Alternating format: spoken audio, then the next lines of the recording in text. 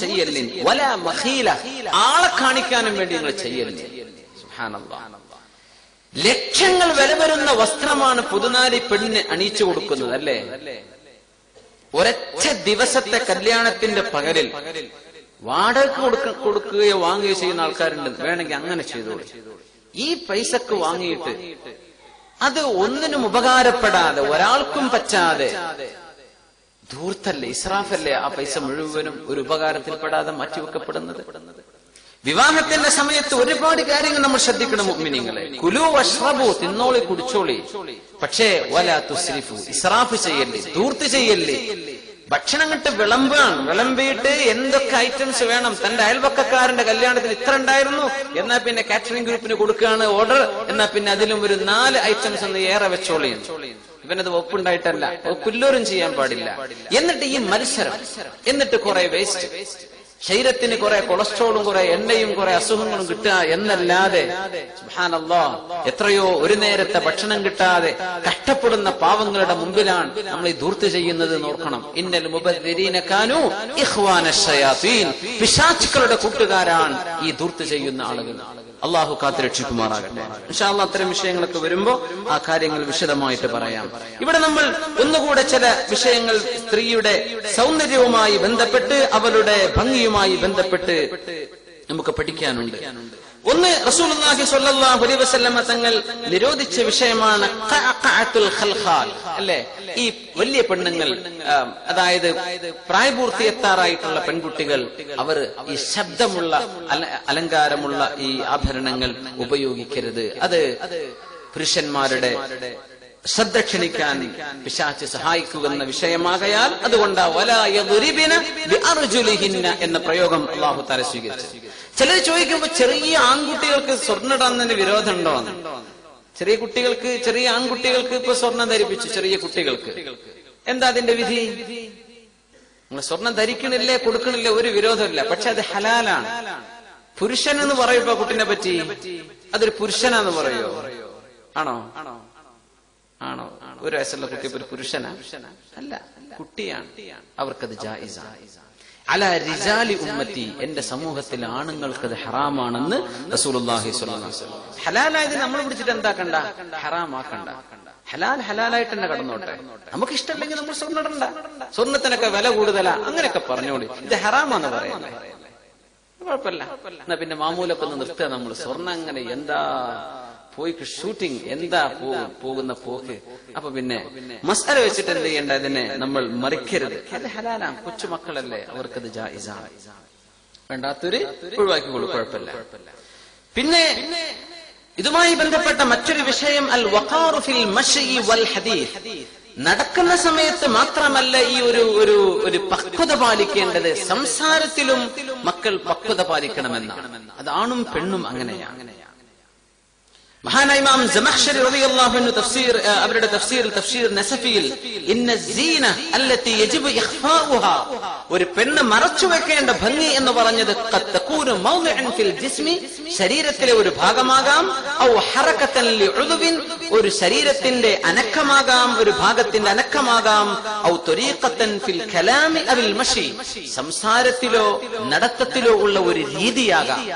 അതുപോലും മറച്ചു വെക്കേണ്ടതാണ്. സുബ്ഹാനല്ലാഹ്. ഔ ഹില്യതൻ മിമ്മാ തതസയ്യനു ബിഹിൻ നിസാ, പെണ്ണുങ്ങൾ അലങ്കാരത്തിന് സ്വീകരിക്കുന്ന ചില ആഭരണങ്ങളാകാം.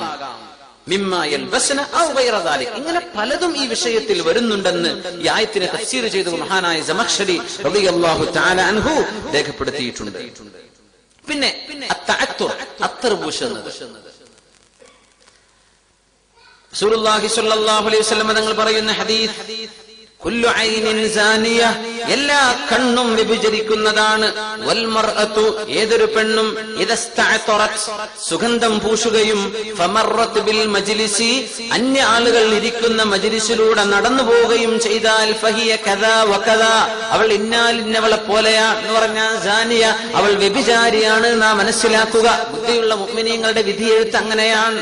അല്ലാഹുവിന്റെ മലക്കുകൾ അതിനെ അങ്ങനെയാണ് വിധി എഴുതുകയെന്ന് അഷ്റഫുൽ ഖൽഖ് സ്വല്ലല്ലാഹു അലൈഹി വസല്ലം മറ്റൊരു ഹദീസ്, അയ്യുമംറഅത്തിൻ, ഏതെങ്കിലും ഒരു പെണ്ണ് ഇസ്തഅതറത്, അവൾ സുഗന്ധം പൂശുകയും, ഭർത്താവിന് വേണ്ടി സുഗന്ധം പൂശിക്കോട്ടെ, അവളുടെ വീട്ടിൽ അവളുടെ പെണ്ണുങ്ങളുള്ള വീട്ടിൽ, അവളുടെ കുടുംബത്തിന്റെ ഉള്ളിൽ, അവളുടെ ജായിസായവരുടെ മുമ്പിൽ അവൾ ആവാം. അതല്ല, പുറത്തിറങ്ങുമ്പോൾ അന്യ ആളുകളുമായി ഇടപഴകുന്ന ഒരു രീതിയിലേക്ക് കാര്യങ്ങൾ എത്തുമ്പോൾ അവൾ സുഗന്ധം പൂശി ഇറങ്ങൽ ഹറാമാണ് പെണ്ണിനെ സംബന്ധിച്ച്. എന്തുകൊണ്ട് ഹറാമാണ്? ഫമറത്ത് അലാ ഖൗമിൻ, അവളൊരു സമൂഹത്തിനരികത്തുകൂടെ പോയി, ലിയജിദു റീഹഹ, അവളുടെ ഈ സുഗന്ധമൊക്കെ അവരൊന്ന് മണക്കട്ടെ എന്ന് വിചാരിച്ചിട്ട് അങ്ങ് നടന്നാൽ, ഫഹിയ സാനിയത്തുൻ വകുല്ലു ഐനിൻ സാനിയ, അവൾ സിന ചെയ്യുന്നവളാണ്, അവളെ നോക്കുന്ന കണ്ണ് സിന ചെയ്യുന്ന കണ്ണാണെന്ന് അഷ്റഫുൽ ഖൽഖ് സ്വല്ലല്ലാഹു അലൈഹി വസല്ലം. മനഃപൂർവ്വം ആൾക്കാരെ മണക്കട്ടെ എന്ന് വിചാരിച്ച് നടക്കുന്ന പെണ്ണുങ്ങളുണ്ടല്ലോ. സുബ്ഹാനല്ലാഹ്, എന്താണ് ഇതിന്റെയൊക്കെ ചെയ്യാ? മആദല്ലാഹ് എന്ന് പറയാം. ഒരു പെണ്ണിന് അങ്ങനെ ദുർഗന്ധം എന്ന് വിചാരിക്കുക, അവള് സുഗന്ധം ഉപയോഗിച്ചു, ഒരു കുഴപ്പമില്ല, അവളത് മറ്റുള്ളവരെ മണപ്പിക്കണം, അവളുടെ ദുർഗന്ധം മറച്ചു വെക്കലേ, അതല്ല. ഇത് അന്യ ആളുകൾ എന്നെ ഇങ്ങോട്ട് നോക്കണം, ഞാനങ്ങ് പോയാൽ 1 കിലോമീറ്ററോളം എന്റെ മണം ഇങ്ങോട്ട് ബാക്കിൽ വരണം, ഇങ്ങനെ പൈശാചികമായ ചിന്തയിൽ നടക്കുന്ന പെണ്ണുങ്ങൾ അന്യ ആളുകളുടെ മുമ്പിലേക്ക് അത്തർ പൂശി നടക്കുന്നത് വ്യഭിചരിക്കുന്ന പെണ്ണാണെന്ന് അഷ്റഫുൽ ഖൽഖ് സ്വല്ലല്ലാഹു അലൈഹി വസല്ലം.